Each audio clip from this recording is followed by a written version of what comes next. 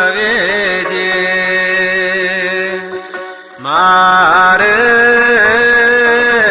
ማርያም ሆይ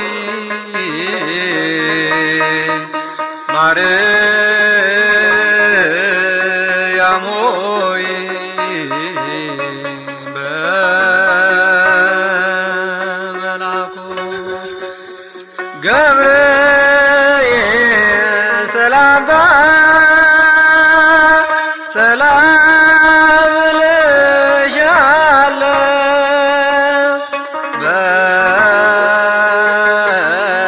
በሐሳብ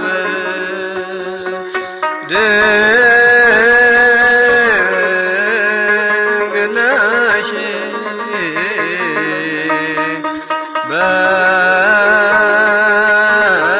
በሥጋሽ ድንግል ነሽ የእግዚአብሔር እናት ሆይ ደግሞም ያሸናፊ ሰላም ላንቺ ይሁን ሰላም ላንቺ ይሁን ሰላም ላንቺ ይሁን ከሴቶች ሁሉ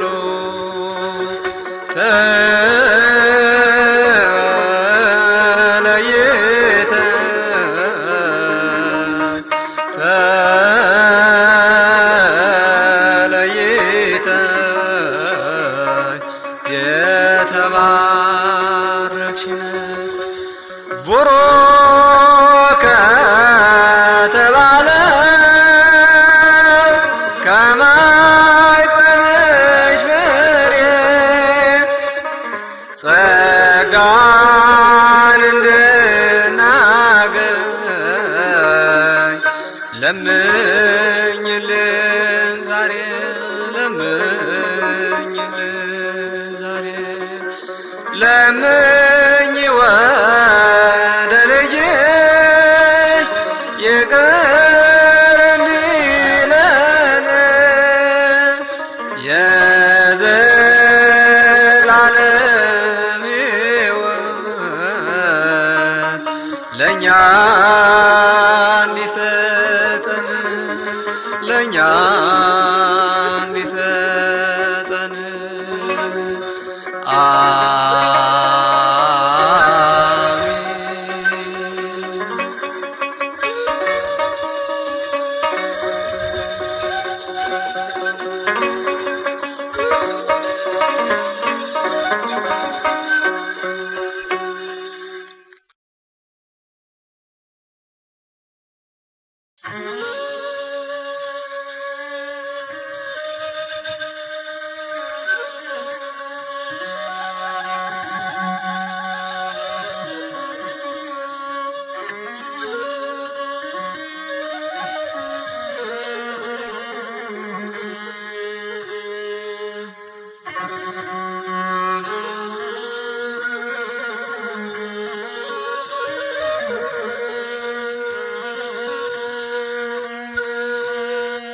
እመቤታችን ቅድስት ድንግል ማርያም የዮሴፍ እጮኛ ለምን ተባለች?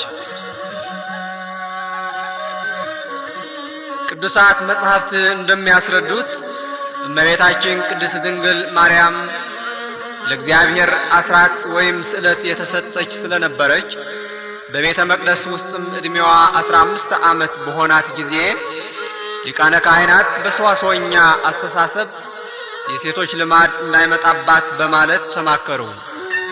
ለዚህም ታማኝ የሆነ ሰው እንዲጠብቃት ስላስፈለገ ሊቀ ካህናት ዘካርያስ ወደ እግዚአብሔር ጸልዮ በተገለጸለት ምስጢር መሰረት ከ1985 በትሮች መካከል በፈቃደ እግዚአብሔር የዮሴፍ በትር ምልክት ስላሳየ አረጋዊው ዮሴፍ በቤቱ እንዲጠብቃት አደራ ተሰጠው እንጂ ለጋብቻ አልነበረም።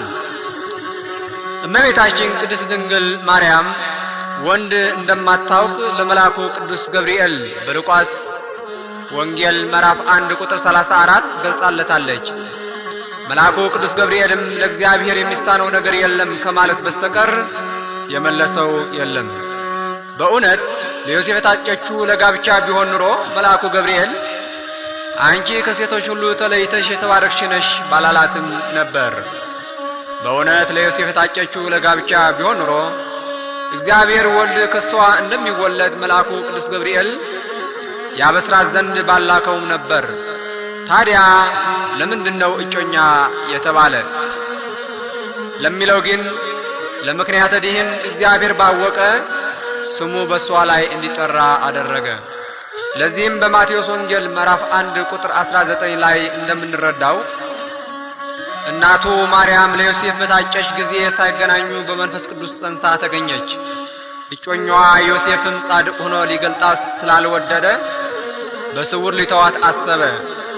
እርሱ ግን ይህንን ሲያስብ እነሆ የጌታ መልአክ በሕልም ታየው፣ እንዲህም አለው፣ የዳዊት ልጅ ዮሴፍ ሆይ ከእርሷ የተጸነሰው ከመንፈስ ቅዱስ ነውና እጮኛህን ማርያምን ለመውሰድ አትፍራ፣ ልጅም ትወልዳለች፣ እርሱ ሕዝቡን ከኃጢአታቸው ያድናቸዋልና ስሙን ኢየሱስ ትለዋለች።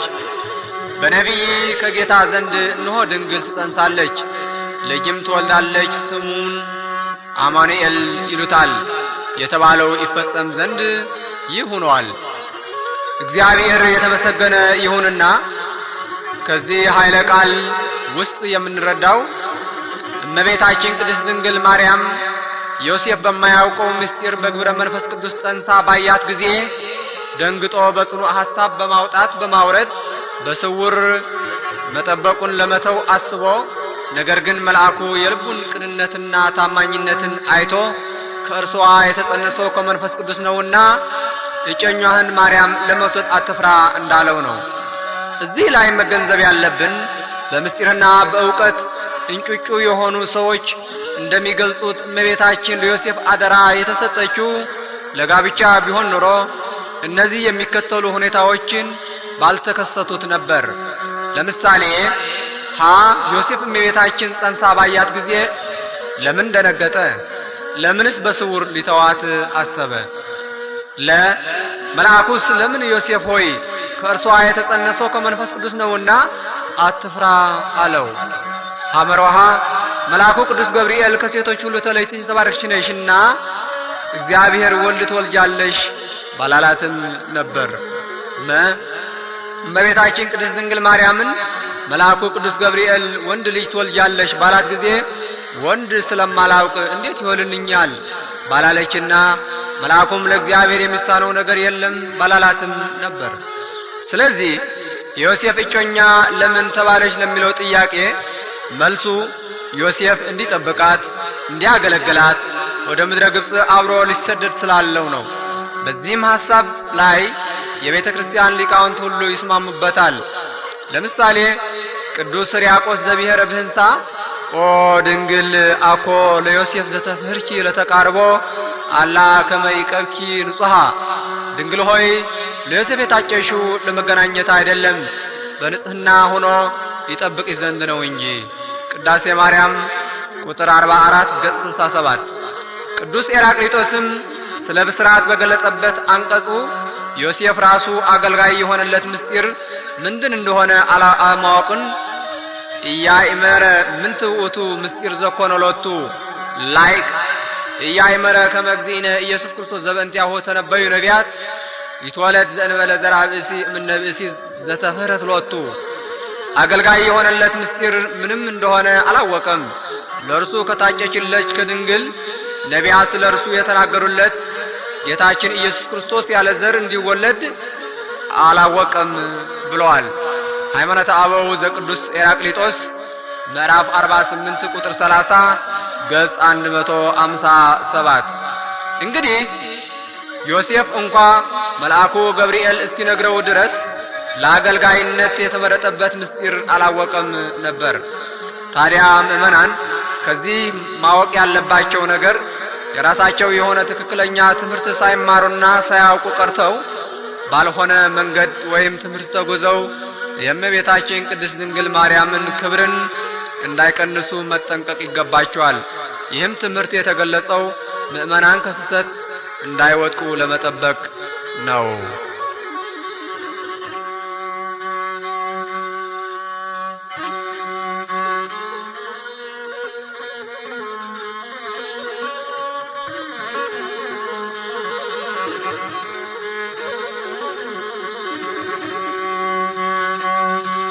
ዘላለማዊ ድንግልናዋ እመቤታችን ቅድስት ድንግል ማርያም ዘላለማዊት ድንግል ናት። ድንግል በግዕዝ ቋንቋ ጾታን የማይለይ የግብር ወይም የማዕረግ ቅጽል ነው።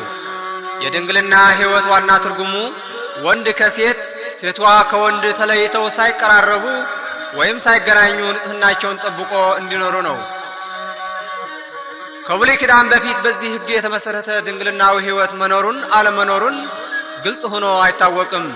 በብሉይ ኪዳን ግን አልፎም ቢሆን ከነቢያት እንደነ ነቢዩ ኤልያስ እንደነ ነቢዩ ዮሐንስ መጥምቅ የመሰሉ ደናግል ነበሩ። ስለ ሴቶች ድንግልና በብሉይ ኪዳን ተደጋግሞ የሚነገረው ባል እስኪያገቡ ድረስ ያሉትን ደናግል ልጃገረዶች ብቻ ነው። የጋብቻ እድሜያቸው ደርሶ ያገባሉ፣ ደናግል መባላቸው ይቀራል።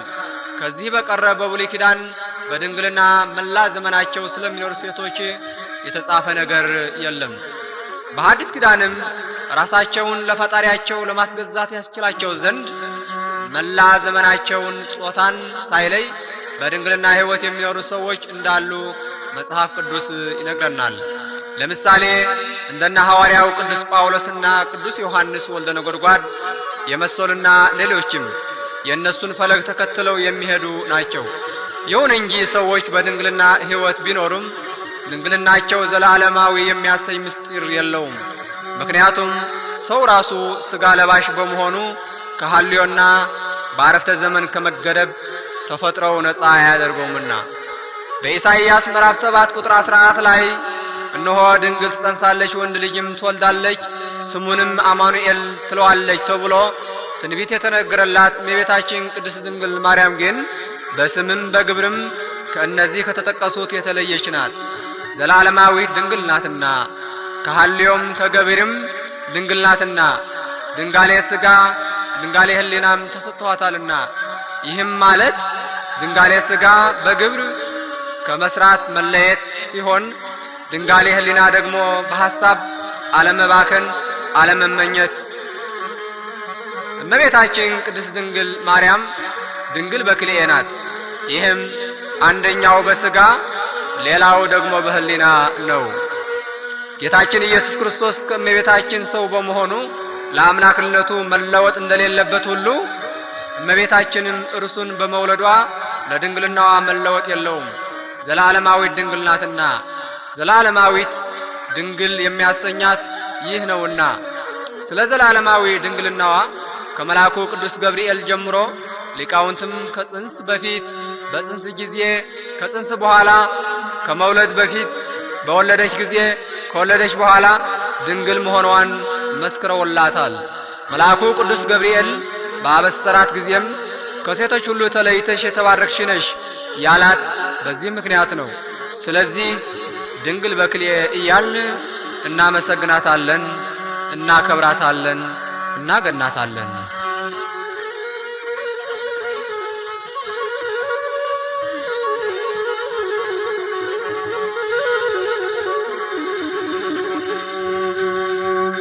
እመቤታችን ቅድስት ድንግል ማርያም ከሌሎች ሴቶች የተለየችበት ምክንያት።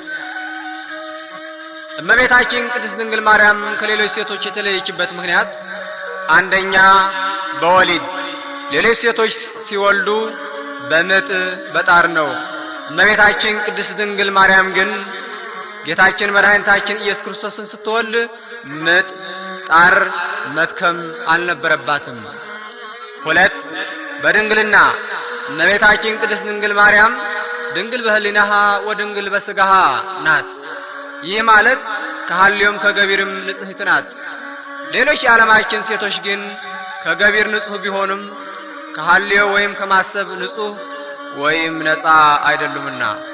ሶስት በብስራት ሌሎች ሴቶች በብስራተ መልአክ ቢወልዱም ወቡሩክ ፍሬ ከርስኪ የማኅፀንሽ ፍሬ የተባረከ ነው አልተባሉም። እመቤታችን ቅድስት ድንግል ማርያም ግን ወቡሩክ ፍሬ ከርስኪ የማኅፀንሽ ፍሬ የተባረከ ነው ተብላለችና። 4 ሌሎች ሴቶች ቢወልዱ በዘር በሩካቤ ሥጋ ነው። እመቤታችን ቅድስት ድንግል ማርያም ግን ያለ ወንድ ዘር እግዚአብሔር ወልድን አስገኝታልናለችና። 5ኛ ሌሎች ሴቶች ቢወልዱም ድንግልና የላቸውም፣ በድንግልና ቢኖሩም ልጅ የላቸውም። የእመቤታችን ቅድስት ድንግል ማርያም ግን ከጽንስ በፊት በወሊድ ጊዜ ከወለደች በኋላ ድንግል ስትሆን ድንግልና ከእናትነት አስተባብራ ይዛ ተገኝታለችና። 6ኛ ሌሎች ሴቶች ቢወልዱም ደካማ የሆነ ፍጡር ነው። እመቤታችን ቅድስት ድንግል ማርያም ግን የዓለም ጌታ የሁሉ ገዢ የሁሉ ፈጣሪ መጋቢ ዓለማት የሆነ እግዚአብሔር ወልድን ወልዳልናለችና።